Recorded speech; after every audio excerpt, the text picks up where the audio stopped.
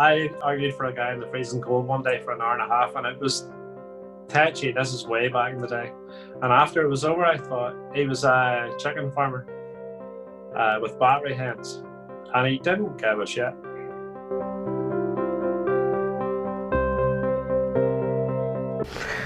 Hi Beans, how are you all? Thanks for watching. Today's video I'm going to be interviewing a fellow activist from Belfast in Northern Ireland. I had a comment on one of my videos asking if I could do some interviews on other activism, which is the whole point of this channel. So I will be doing a range of content covering hopefully all forms of activism, so that there's something for everybody. So this particular activist is a fellow AV organiser. His name is Clif. I'm hoping by the end of this video, if you are based in Northern Ireland, it will give you some information on how to get involved and contacts, see what's going on, and hopefully his story will inspire you to get active. So enjoy the video. So hi Clif, how are you? Welcome. I'm good. How are you? Thanks for having me on. Oh no, I'm really pleased you're here. So we've had some reach out from somebody who is in Belfast. So it was really good of you to agree to be interviewed today and talk about your activism. Yeah, no problem at all. It's good to be doing something involved in activism with lockdown going on for so long. Yeah. It feels like ages since we've done it, and I'm just dying to get out there and do something. So at least this is activism of a kind, online, or it may be, but it's still activism. Definitely, without a doubt. So can I ask when you became vegan and what inspired you to become vegan? I've been vegan now for, well, I'm 52 now, and I went vegan when I was 44. Really, I've been vegan all my life. I don't know if you've heard me tell this story before. I've told it so many times to so many people. When I was 6 years old, I went to a farm and we were picking potatoes by hand as little children. And I was with my older sister. I wasn't really doing much, just hanging around. And the farmers' sons, there was 3 of them, I thought they were kicking a football. But what they'd actually done was caught a little bunny rabbit and put it inside like a potato sack and tied it closed. And they proceeded to kick it to death around the field. And I was having a drink at the time, and I just caught them out the side of my eye, and I thought it was a football, and then I became aware that there was squid. And I remember saying to my sister, what are they doing? What's wrong? What is that? And then I found out what it was, and I remember crying, and I was taken home. And I wasn't a soft wee boy, I was a rough and tumble and football playing and into sport and all sorts of stuff. But I was mega deeply upset. And I remember crying on my front doorstep. That's one of my earliest memories. And my dad trying to console me, and he said to him, why would people do that? Why would somebody do that to an animal? And remember he said, not everybody loves animals the way that we do. So that was the early seed planted in me, that animals feel pain and suffer just exactly the same way we do. And then my second most vivid memory when I was young, we had moved into town where I live, quite near the abattoir. You have to drive around the roads to get to it, but it was just across fields from our house. And I seen a cow one day running, and we were playing football out the front, me and my friend, and the next thing was there was 2 slaughterhouse workers chasing it with sticks, and it had escaped from the slaughterhouse, and they proceeded to beat it savagely with the sticks until it went off its legs and fell to the ground. And then they brought a van along and tied chains around it and just dragged it off. And while this was going on, I was shouting, please stop. It's upsetting me now even thinking about it. So those are 2 of my earliest memories that I have, were people being cruel to animals. And I don't know if love of animals was, whether I was born with it or whether those experiences, I feel like those experiences changed me as a child.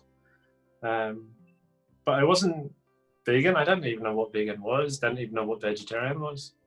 I stopped eating pork when I was 7, and I stopped drinking milk when I was 5. And when that cow incident happened, I stopped eating red meats, but I was still eating chicken and consuming dairy products like cheese and chocolate right up until I was 20. Again, I didn't even know back in those days, I didn't know what a vegetarian was, or I thought you had to eat animals to survive. That's what I was taught when I was young. I think we're all taught the same thing, aren't we? Yeah, I genuinely believed you had to. So I was eating chicken basically because I thought I had to eat it or else I was going to die. And then I met my wife when I was 20 and she was vegetarian. And I was like, wait a minute, you don't have to eat animals. I didn't even realize it. I was like, crap, great. So I stopped on the spot. I became vegetarian. And I lived the next 25 years of my life as a vegetarian thinking, yes, I am doing great by the animals. I'm not doing them any harm. But I was wearing leather and I was eating chocolate and I was eating eggs. And when I think back now, I'm like, what the hell was I even doing? Why was causing so much cruelty and pain and suffering to animals that I would never hurt myself?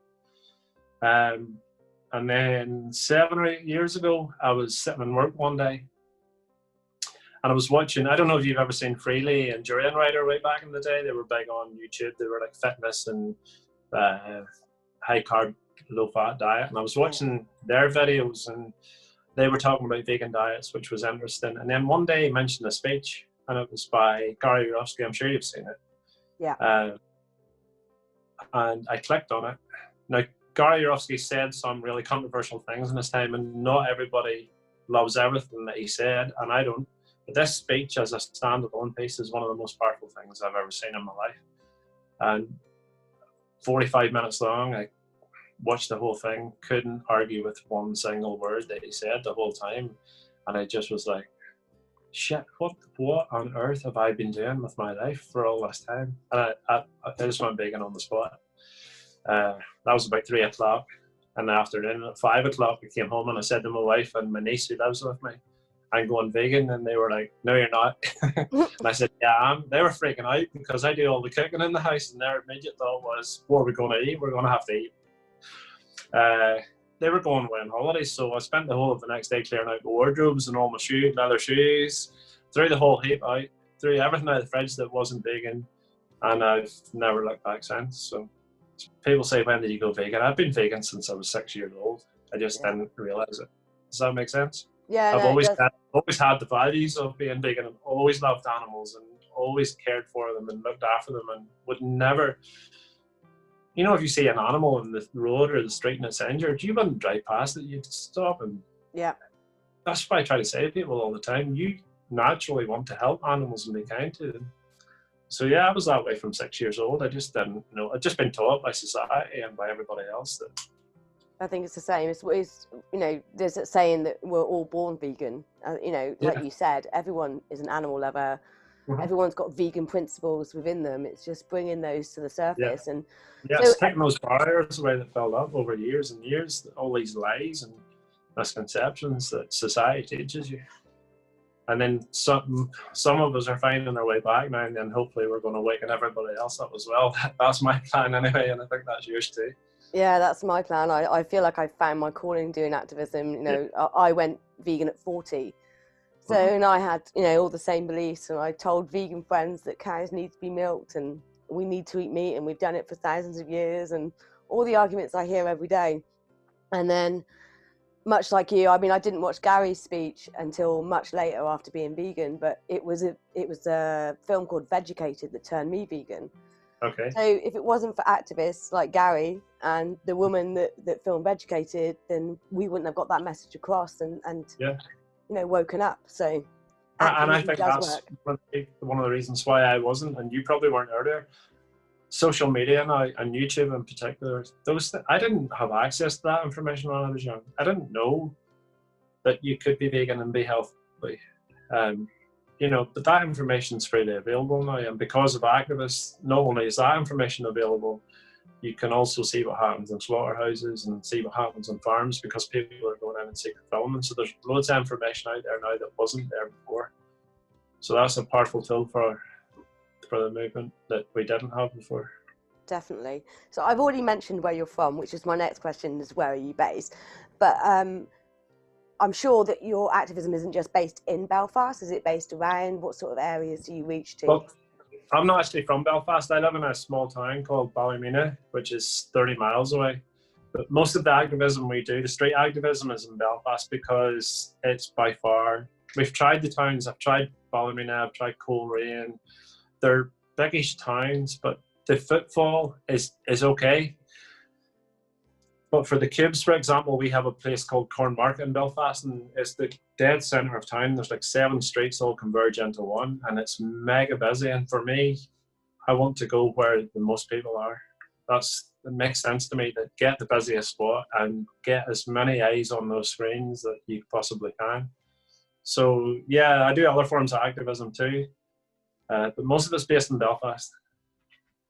I've been to London and stuff with Animal Rebellion and that kind of thing, and I'll travel where, if I need to, I'll travel and go somewhere else. But we're very blessed in Belfast that it is quite busy on most weekends and stuff, that we can hit a lot of people. So yeah, I tend to stick to there. So when did you first become active, and what sort of activism was it? So about a year after I became vegan, I began to think, I'm not really doing enough here, because I realized I think it's because I was vegetarian for so long and didn't realize that I should have been vegan. And then I began to think, hang on a minute, I should be telling other people. I felt this urge to help the animals in some way, and I didn't even know how to go about it. At that time, I didn't know of any activism at all. I didn't know anybody that was doing anything. I'd seen DXE in America on YouTube. I'd seen a couple of videos. Other than that, I didn't know about save movements, and I don't even know if AV was going at the time. So the first thing I did was put a message up on one of the vegans in Northern Ireland page, and I put a message on there saying anybody interested in doing some type of activism. And me and a young guy and a young girl said they were interested, and I got 5,000 leaflets printed, made them up myself, and we went into the streets and just handed people leaflets. Which seemed like a good idea at the time, and we gave out a lot during the day. But then at the end of the day, I was walking off home, and I walked past one of the bins that was just up the street, and it was full of all the leaflets. And I thought, crap, that's a complete and utter waste of time, because people just like take it off you. Not only is it a waste of time, I'm causing bloody litter as well, because people are just throwing it away. So then I contacted DXE, and was an organizer for DXE here way back for a short time. But it wasn't for me. I don't know. I didn't mind doing speak outs, and I've done a few. It just wasn't connecting with people in the way that I wanted to. And that's not me. Like, I'm not slagging off any activists at all. Anybody who does any form of activism for the animals, I think that's one of the things. You have to find what works for you, or you're not going to last. But I just felt like, with the DXC thing, I felt at the time I was going in somewhere and I was doing a speak out, and then I was leaving, and a lot of people probably were thinking, what was that all about? Whereas with other forms of activism, I like to speak to people on a personal level and appeal to their better nature and just explain to them, because people have all these questions. And that was the one thing about DXE didn't affect me, because people probably had these questions and didn't even get an answer to it. You were saying, oh, Derry's wrong, and Derry does this, and then you walk off, and they're like, oh, right, okay, and they probably never think about it again, or they probably just think, who was that guy shooting in my shot? So yeah, I wanted to talk to people. There was a long period of time, for about 6 months, I did nothing, because I'd walked away from DXC and I wasn't sure what to do. And then I set my own group up here called Be Kind, and we did a thing called Derry is Scary. So we set a table up with vegan food in the middle of town, and let people try food, which was good back in the day. But the thing about that was people were just lifting food and walking off. Some people were just using it as free food. And I don't think people were fully... The conversation's hard to get onto what's happening to the animals when you're talking about food and diet. It's an okay angle, but where you really get people is when you get them here in the heart. So AV for me is the cubes are the perfect form of activism for connecting people, for sure, because you can explain to them. And it's tricky at the start, or I find it. I don't know if I find it tricky or not, but after a while you get, and every question that you get asked, as I'm sure you know the answer to it, and people think they're coming up with all these smart questions and stuff, and you're just like, no, hang on, I got an answer for that, and I've got an answer for that. So yeah, it's a good format. I mean, I've been doing AV since 2018, September 2018, and I became an organizer in November. But I found that even now I'm still learning. So, you know, every conversation I have, I think, oh, how could that have gone better? What could I have said different? Yeah, and I learn from other people. I'm pretty blessed that we have a lot of good activists, people that are really good in our group that are talking to people. And sometimes I think I've got the perfect answer for a question, and then you know the way that sometimes you're in the queue and you overhear a conversation, or you're hanging around and you hear somebody's conversation. And I've heard people saying something in a clever way, and then I'll say to them, I'm totally nicking that for the next time. I'm going to use that. There's always a better way to say something, and there's always a better way to make a point, and you're always learning from it for sure. But you get to a point where you think, at the start, I think you argue with people more. That was my experience. You want to try and prove yourself. I can win an argument. I don't even do that anymore. I don't argue with anybody at all. I just, like I say, I try and talk to people's hearts, and it seems to work. So, yeah, very effective form of activism, and very frustrating at the minute that we can't get out there and do it. Yeah, soon. I'm out on Saturday, hopefully. The weather stays nice. So, did you have any blocks that were stopping you from becoming active that you had to get over? No, I was very lucky that way. I'm quite a strong, headstrong character, so I wouldn't say, bar getting other people, doing activism in your own. I mean, I've done it. I've stood outside McDonald's and spoke to people and given out leaflets, but I think the more people there are, the more effective it is, and the more, you know, when you see a cube with 12 people, 4 on each, or 16 people with 4 on each side, it looks better than just.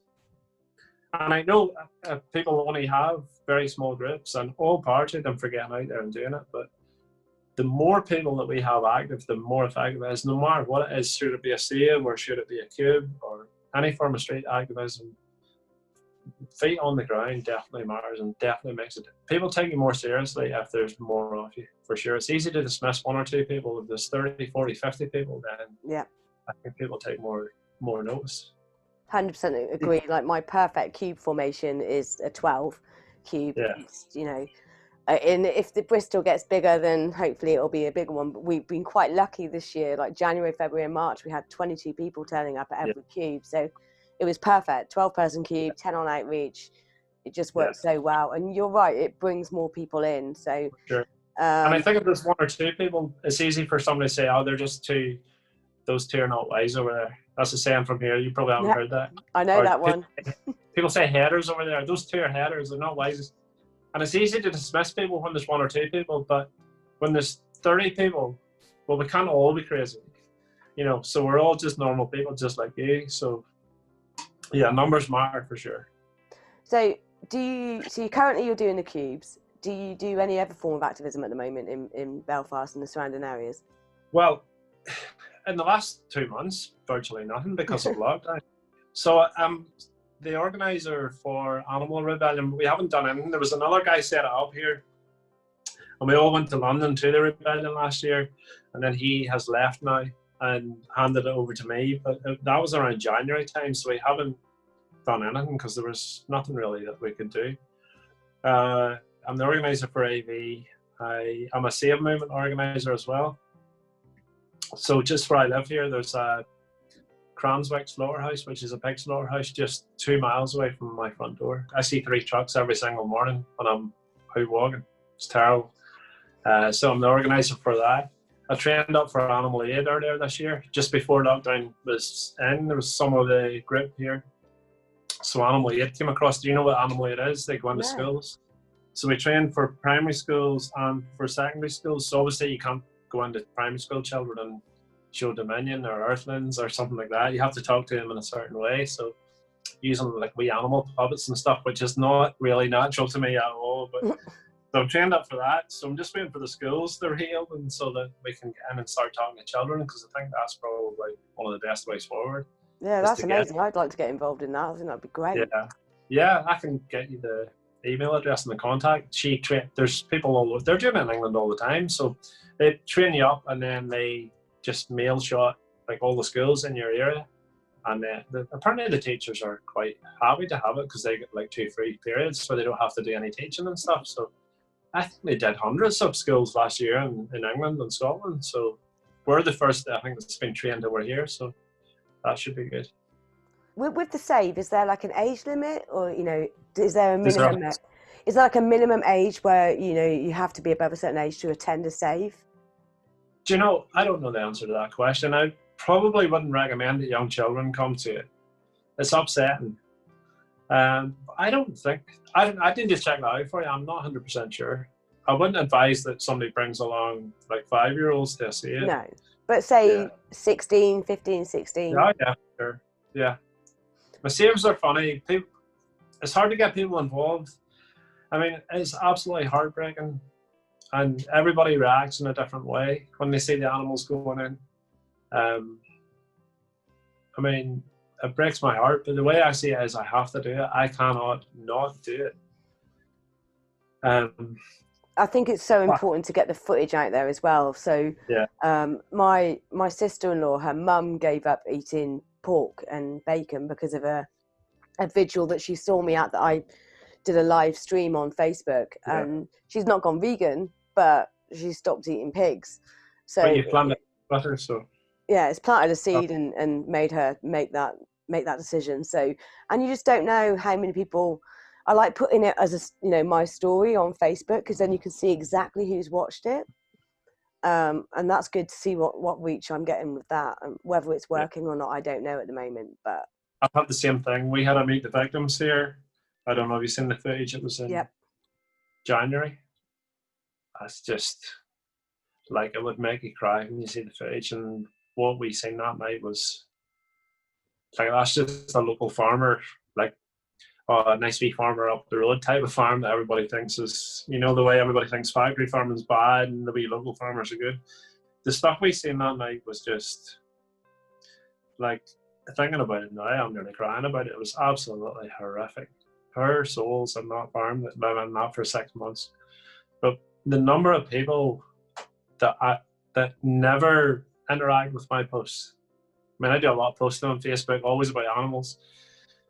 And not many, I'm sure people say it, but they don't comment or say anything. But the number of people that thought that was horrendous was unbelievable. And they thought it was horrendous because they have this wee idyllic image in their head about what farming here is really like. And I think that night we busted that myth completely open, and people realised, hang on a minute. So all that stuff, no matter what it is, if you can get footage out there from Save Movements or from Meet the Victims or whatever, or just standing on the street with Dominion or Land of Hope and Glory or any of those, once people see the footage, it's hard to argue with. People tend to think it doesn't happen here. Well, sorry, but here it is, straight in front of your eyes. So what's your argument now, really? Yeah, definitely.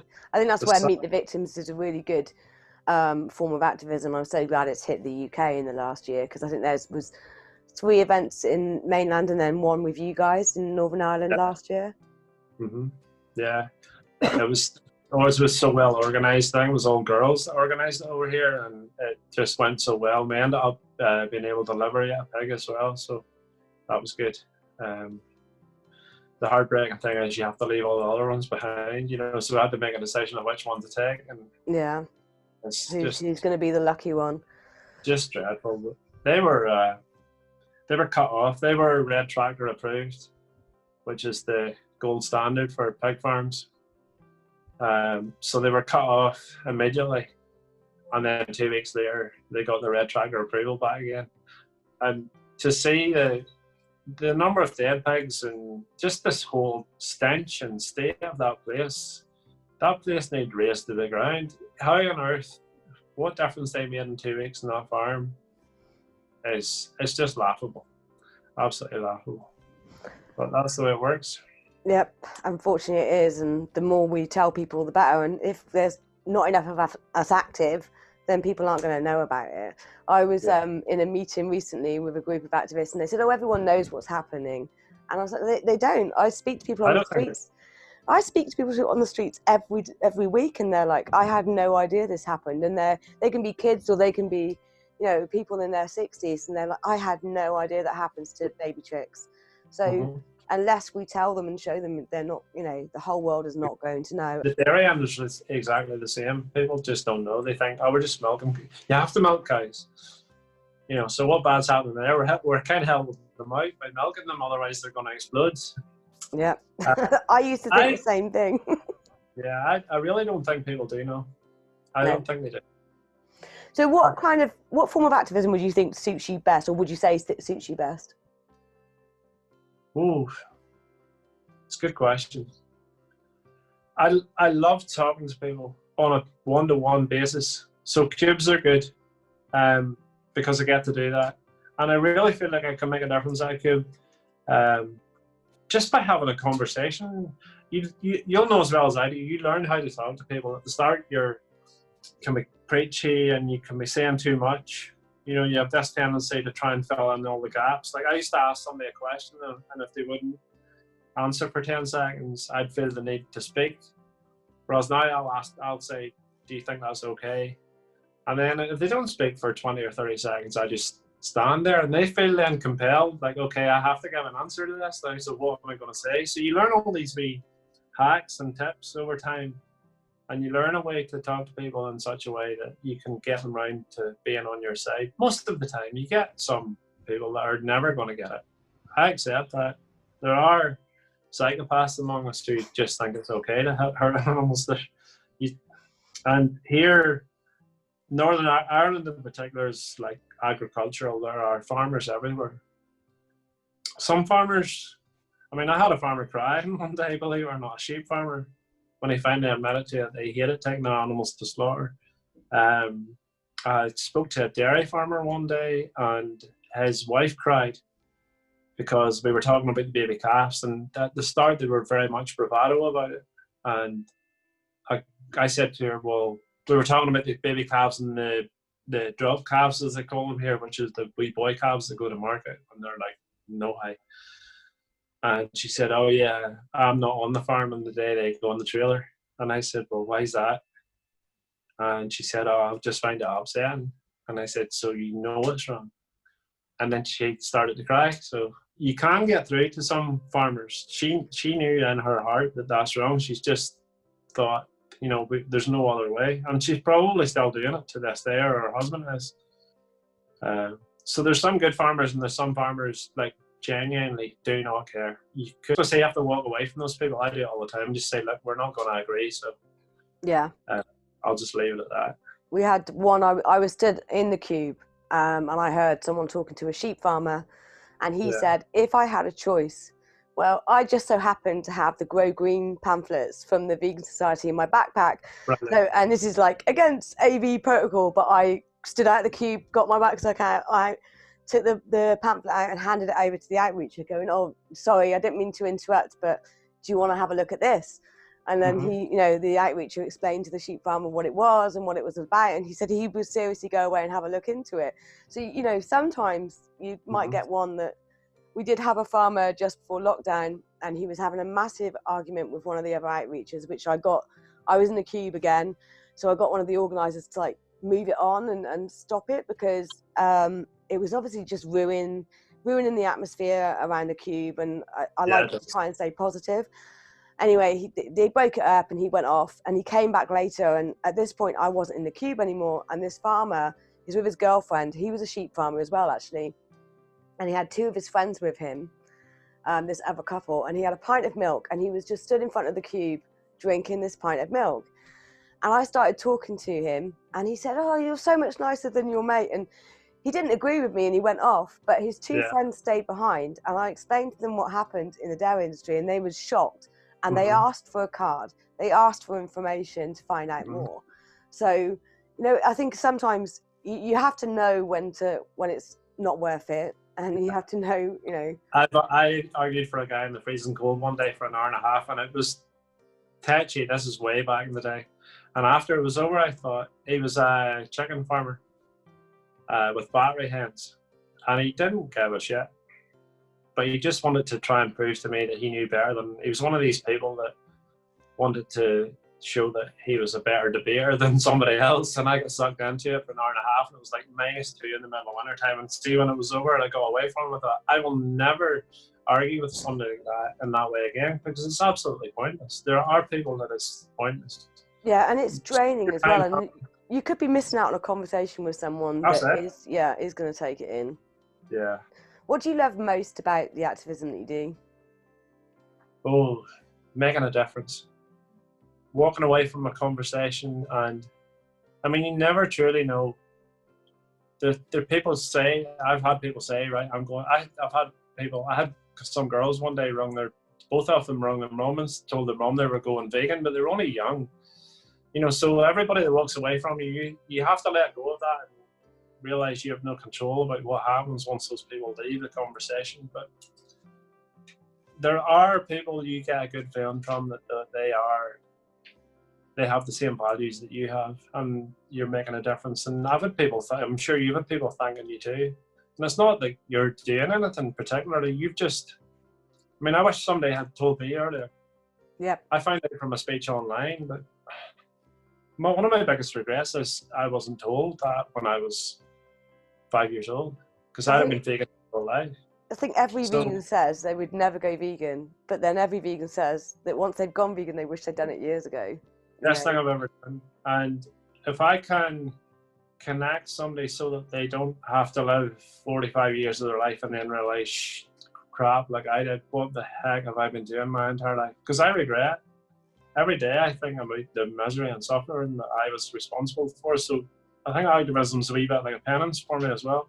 It's like a payback to the animals that, like, I'm sorry for what I've done and I'm trying to pay you back. I feel exactly the same. I feel like I'm making up for lost time. I'm making up for the 40 years of abuse that I caused and pain and suffering that I caused by getting out there and talking to people, or going to a save, or putting a sticker on a lamppost, or doing whatever activism I'm doing. Gives one.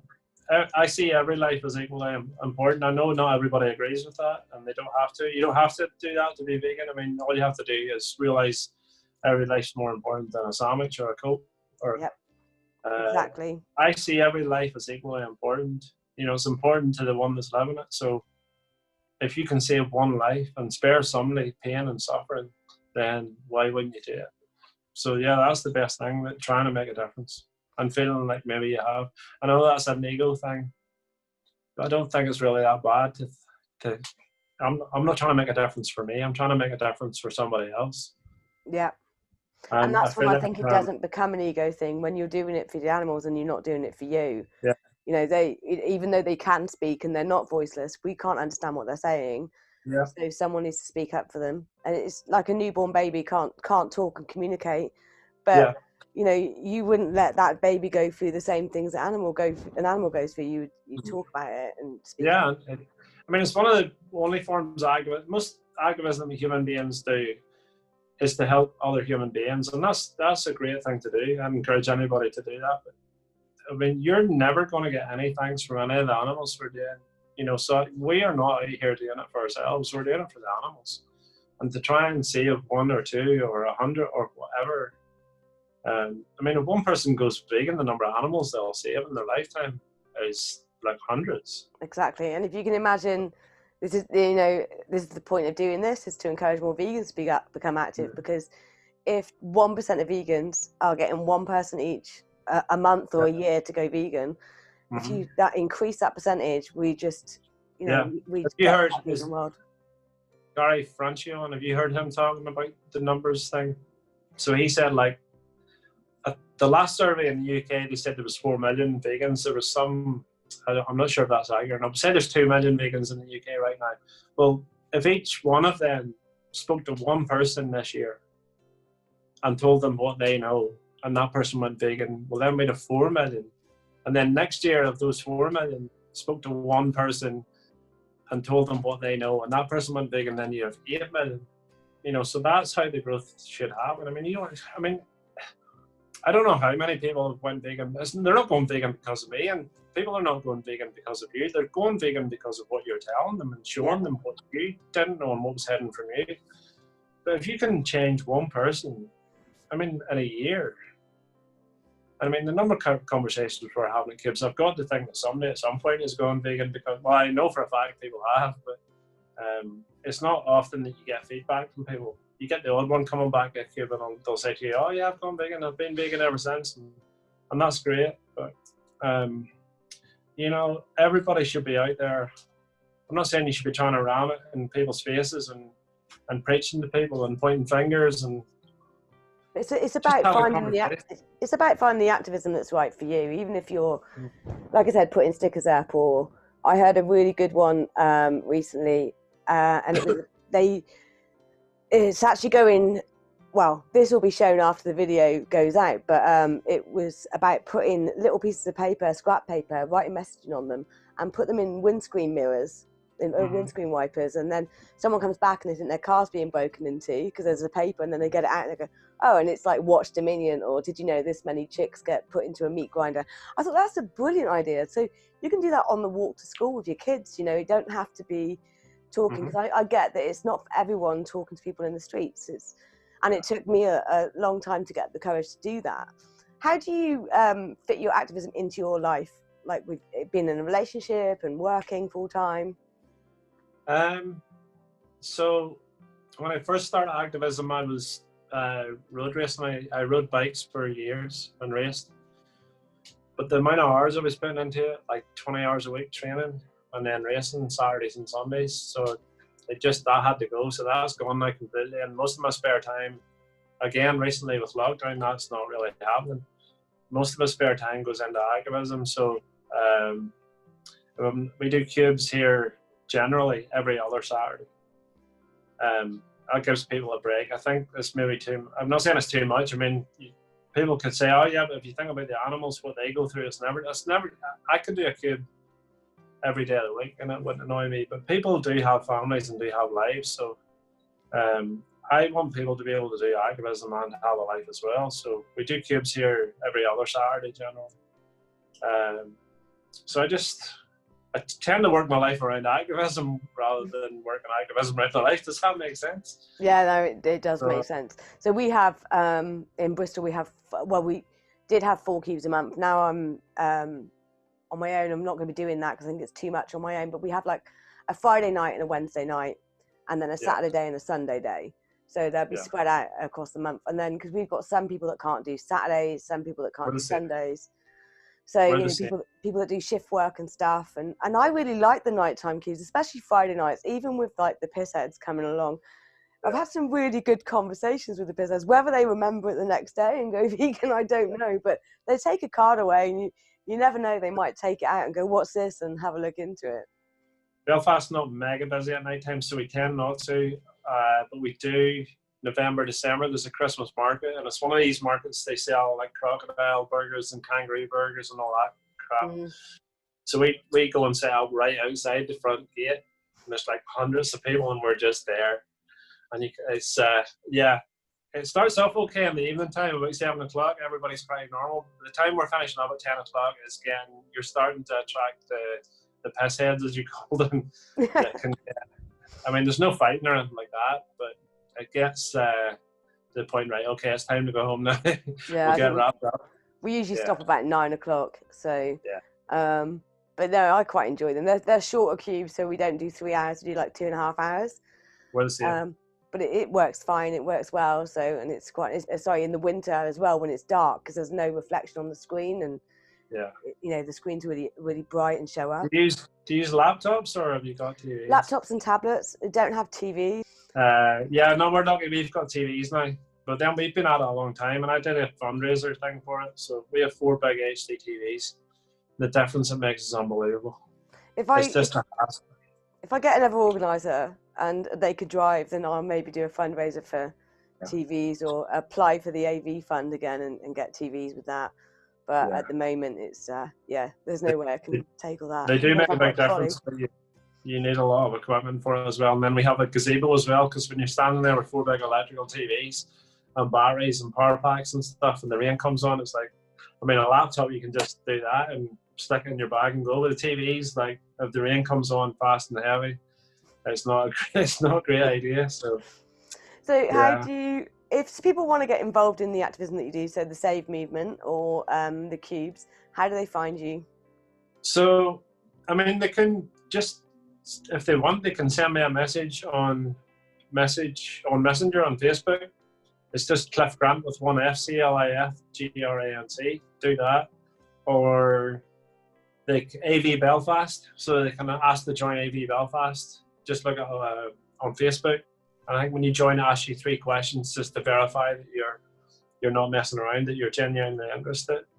Or the Save group, which is Ballymena Pig Save. So you can send a message on there of saves your thing. Or Instagram as well. I think I'm just on there as Clif Grant again. So just send me a DM or whatever, just any way. Or contact you and you can put them in touch with me. Oh, if you're happy, I'll put all those links in the description below on the video if you're happy for that. And last question, Clif. What would you say to people that want to get involved in activism? I'd say do it. Not for yourself, do it for the animals. I mean, it's very rewarding. It's terribly sad sometimes. You know, when you go to a save, when I go to save for 2 or 3 days after, it just throws your soul away. It's terrible. But it strengthens you in a way to go and do something. You know, when you witness something so horrendously cruel and so, when you see somebody going to their death, like they're minutes away from death, if you could ball that up and somehow give it to people and let them experience that, everybody would be vegan on the spot. So we need to get out there and tell people, if you're vegan and thinking, I couldn't do that, or it's not for me, or I don't want to argue with people on the street, we don't do any of that. We don't argue with anybody. We're just giving people information, planting seeds with people that hopefully at some point will grow on to compassion. So I tell everybody that in our group. When people join our group, I always tell them, your mission today is not to make a vegan on the spot. Because I think that's one of the most frustrating things for people. They have a conversation and think, oh, that person's didn't say they're going vegan. And they probably come and think, oh, what could I have said different? Your job is to just plant a seed with that person. And it might be the first thing they've ever heard. They might be totally oblivious to what's going on. Or they could be somebody like me who was vegetarian my whole life and genuinely didn't realise, or you. And that might be the day they've stumbled upon you in the street and you're going to show them what the things they need to know. And it may just be showing them the dairy industry or showing them what happens in the egg industry and talking to them for 10 minutes and boom, like 2 or 3 truth bombs, and you know, that's them vegan. And always keep in mind how many animals that if one person goes vegan, I've seen varying numbers, but it could be up to like 100 animals, I think, in a year. I've seen 300, depending on what food you're eating. Well, it's not just the food as well, it's the animal testing and the clothing as well. So, you know, you're saving them from that and the entertainment. And one conversation can save so much pain and suffering. And even if it's just for one animal, well, then that's enough to get out there and have a conversation with somebody and try and do what you can. There's people of all ages and sexes and whatever in our group, and it's just meeting people that you can connect with in the street and talk to. So somebody can have a great conversation with somebody, and I could have had that conversation that could have went terribly. So everybody has something to bring to the table. So yeah, just get out there and try and do what you can do. 100%. And I agree with what you said about the save. Like, I get home from a save. I've got one tomorrow morning. And I know I'll get home, I'll sit on the sofa and I won't do anything all day because I just need to watch like stupid TV or something mindless because I can't even look at my images that day because I just find it emotionally draining. But then what I do is I bottle that up, I meditate over it, I bottle it up, and then I use it to go out there and get on the streets and do some activism. Thanks for you. No, thanks again for doing this, and hopefully it will help out this young kid that's in Belfast.